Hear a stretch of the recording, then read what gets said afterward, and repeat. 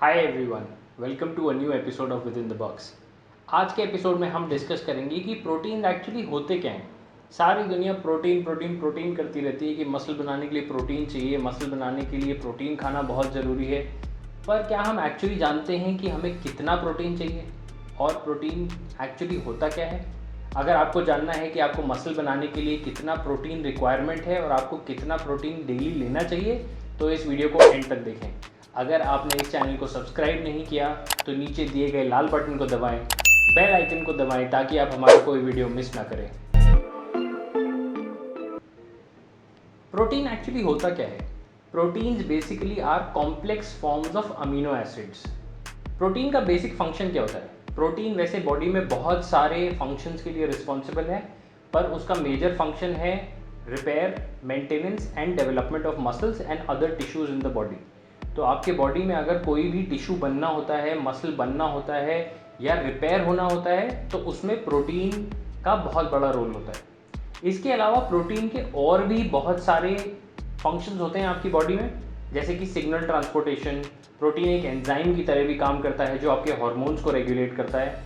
But हमारे video और हमारे फिटनेस जर्नी के पर्सपेक्टिव से जो पॉइंट सबसे ज़्यादा हमें कंसर्न करता है वो है muscle building aspect of protein.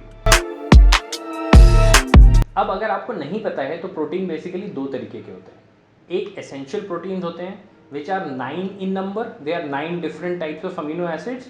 उसके बाद होते हैं non essential protein which are 7 in number.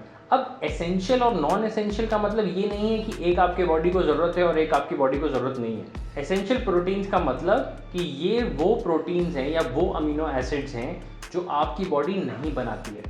आपको इनको अपनी डाइट से अपनी बॉडी के फंक्शनिंग के लिए लेना पड़ेगा। So essential amino acids are basically amino acid जो आपको बाहर डाइट से लेके पूरा करना पड़ेगा और आपके बॉडी में डालना पड़ेगा। जो नॉन एसेंशियल प्रोटीन्स हैं वो भी आपकी बॉडी के लिए उतने ही इंपॉर्टेंट हैं, पर आपकी बॉडी की खुद की कैपेबिलिटी होती है उन प्रोटीन्स को बनाने की, तो आपको उनको एक्सटर्नल सोर्स से जैसे खाना या सप्लीमेंट उससे लेने की ज़रूरत नहीं है। इसके बाद आते हैं हमारे प्रोटीन सोर्सेज क्या क्या होते हैं। अब प्रोटीन सोर्सेज दो तरीके के होते हैं, एक वेजिटेरियन और एक non vegetarian protein sources. Non vegetarian protein sources क्या क्या होंगे? I think most of us know what those sources are, but मैं फिर भी रिकैप कर देता हूँ आपको। Chicken, lean beef, lean meat, eggs, fish, these are all non vegetarian sources of protein. Vegetarian sources of protein में soya है, सोया से डेराइव टोफू है, पनीर है, डेयरी प्रोडक्ट्स हैं, लेग्यूम्स और पल्सेस भी बोल सकते हैं। They are majorly sources of carbs, बस उसमें थोड़ा अमाउंट ऑफ प्रोटीन होता है। अब दोनों सोर्सेज ऑफ प्रोटीन के ऊपर बहुत सारी डिबेट चलती है कि कंप्लीट सोर्स ऑफ प्रोटीन है animal protein, vegetarian sources of protein complete नहीं होते हैं। अब इस कंप्लीट का क्या मतलब है? कंप्लीट का मतलब ये है कि जो हमारे एसेंशियल अमीनो एसिड्स थे, जो मैंने आपको पहले बताया, जो हमारी बॉडी नहीं बनाती है, वो सारे 9 के 9 करेक्ट प्रपोर्शन में एनिमल प्रोटीन सोर्स में प्रेजेंट होते हैं। मतलब वो जो 9 एसेंशियल अमीनो एसिड्स हैं, अगर आप नॉन वेजिटेरियन हैं और नॉन वेजिटेरियन सोर्सेज से प्रोटीन लेते हैं तो वो सारे एसेंशियल अमीनो एसिड्स आपको एक फूड सोर्स से ही मिल जाते हैं। वेजिटेरियन सोर्सेज ऑफ प्रोटीन की यही कमी होती है कि वो 9 एसेंशियल अमीनो एसिड्स में से कोई एक ऊपर नीचे मिसिंग होता है, कोई एक एसेंशियल अमीनो एसिड आपको नहीं मिलेगा। तो इसीलिए वेजिटेरियन सोर्सेज ऑफ प्रोटीन को क्लब करके खाया जाता है। जैसे मैं आपको एग्जांपल देता हूँ, rice should be consumed with beans. Rice में लाइसिन कम होता है, मिथियोनिन ज़्यादा होता है। उसी तरह से बीन्स में लाइसिन ज़्यादा होता है, मिथियोनिन कम होता है। तो जब आप इन दोनों को कंबाइन कर लेते हैं तो आपका जो एक फूड आइटम में एसेंशियल अमीनो एसिड कम पड़ रहा था वो दूसरा पूरा कर देता है, और जो दूसरे में कम पड़ रहा था वो पहला वाला पूरा कर देता है। So you understand, vegetable sources of protein या vegetarian sources of protein have to be eaten in conjunction with the other. मतलब एक के साथ दूसरा अगर आप क्लब करेंगे तो आपकी जो अमीनो एसिड प्रोफाइल है वो पूरी हो जाएगी। अब आते हैं सबसे इंपॉर्टेंट सवाल पर, या उस पॉइंट पर जिसके लिए आपने वीडियो इतना देखा, कि आपको प्रोटीन एक्चुअली लेना कितना चाहिए। RDA is a regulatory authority जो बताता है कि आपके डेली फंक्शन के लिए कितना अमाउंट ऑफ कौन सा न्यूट्रिएंट आपको चाहिए। तो आरडीए क्या कहता है? आरडीए कहता है कि आपको दिन का 0.8 ग्राम्स पर KG of body weight protein लेना चाहिए। इसका क्या मतलब? अगर मेरा बॉडी वेट 100 किलो है तो मुझे 0.8 इंटू 100 इतने ग्राम्स प्रोटीन लेना चाहिए। इसका मतलब कितना हुआ, हमें 80 ग्राम प्रोटीन चाहिए, ये आरडीए का कहना है।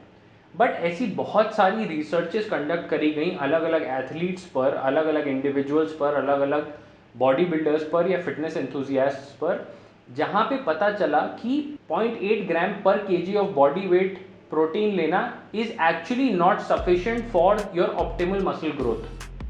तो हमें पता क्या चला, उन रिसर्चेस से हमें ये पता चला कि अगर आप एंड्योरेंस एथलीट हैं, मतलब आप लॉन्ग डिस्टेंस रनिंग करते हैं, मैराथन रनर हैं, आप साइक्लिस्ट हैं, the optimum protein intake for you would be 1.3 grams पर केजी ऑफ बॉडी वेट। मतलब अगर मैं 100 किलो का इंडिविजुअल हूँ और मैं एक एंड्योरेंस एथलीट हूँ तो मुझे 130 ग्राम्स ऑफ प्रोटीन रोज का लेना ही लेना है। दूसरी तरफ अगर मैं एक बॉडी बिल्डर हूँ या फिर मैं रेजिस्टेंस ट्रेनिंग और वेट ट्रेनिंग करता हूँ या स्ट्रेंथ ट्रेनिंग करता हूँ, तो ऑप्टिमल रिजल्ट्स के लिए मुझे 1.8 ग्राम्स ऑफ प्रोटीन पर केजी ऑफ बॉडी वेट चाहिए। Again the same example, 100 KG अगर मेरा वेट है तो मुझे 180 ग्राम्स ऑफ प्रोटीन लेना पड़ेगा। तो आप आरडीए की रिकमेंडेशन और जो एक्चुअल रिसर्च से पाए गए उसका डिफरेंस देख रहे हैं, 1 ग्राम पर केजी ऑफ बॉडी वेट का डिफरेंस है दोनों नंबर्स में। सो देर आर सेवरल पेटिशंस या several researchers who put forward in front of the RDA. उन्होंने आरडीए को बोला है कि आप अपना डेली रिकमेंडेशन बढ़ाइए। अब होता क्या है कि हमारी जो सिंपल सी इंडियन डाइट है ना, जहाँ पे हम दाल चावल और सब्जी खाते हैं, उसमें सिर्फ 0.4 से 0.5 ग्राम्स पर KG of body weight protein present होता है। मतलब आप देख रहे हैं हमारी इंडियन डाइट अगर वो वेजिटेरियन डाइट है then it is extremely deficient in protein. तो आपको क्या करना है, अगर आप वेजिटेरियन भी हैं और अगर आप नॉन वेजिटेरियन भी हैं, तो आपको अपना प्रोटीन इंटेक बम्प अप करना है अगर आप एक हेल्दी लाइफस्टाइल जीना चाहते हैं।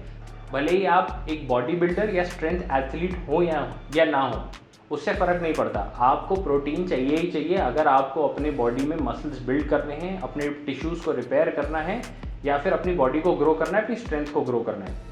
तो मैं ये नहीं सजेस्ट करूँगा कि आप कल से 1.8 ग्राम्स पर केजी ऑफ बॉडी वेट इतना प्रोटीन लेना शुरू कर दें। उससे आपका पेट गड़बड़ हो जाएगा, आपका हाजमा ख़राब हो जाएगा, आपको गैस्ट्रिक इश्यूज़ आएंगे, ब्लोटिंग आएगी, you will not feel good through out the day. तो हमें आइडियली करना क्या चाहिए, हमें इसको स्टेप्स में बढ़ाना चाहिए। 0.5 ग्राम पर KG of body weight protein ले रहे हैं तो इसको आप 0.8 करिए, फिर 3 हफ्ते बाद या 4 हफ्ते बाद इसको 1 ग्राम पर केजी ऑफ बॉडी वेट करिए, फिर उसके बाद 1.2, फिर 1.4। एंड आई थिंक अगर आप प्रोफेशनल एथलीट नहीं हैं तो 1.2 से 1.8 की रेंज के बीच में अगर आप अपना प्रोटीन इंटेक रखेंगे, I think it will give you the optimal results. I hope आपको ये इन्फॉर्मेशन पसंद आई होगी। अगर आपको लगता है कि ये कंटेंट आपको अपने फिटनेस गोल्स को अचीव करने में हेल्प कर रहा है तो प्लीज़ इसको अपने दोस्तों के साथ शेयर करें, इस वीडियो को लाइक करें और इस चैनल को सब्सक्राइब करना ना भूलें। मैंने एक्चुअली अपने एनालिटिक्स में नोटिस किया कि बहुत सारे लोग वीडियो तो देख रहे हैं पर उसको सब्सक्राइब नहीं कर रहे हैं। A subscription from you will help me get motivated and help me create more content. So please do subscribe the channel. नीचे दिए गए लाल बटन को दबाएं, बेल आइकन को दबाएं ताकि आप हमारा कोई वीडियो मिस ना करें। Until next time, cheers, take care.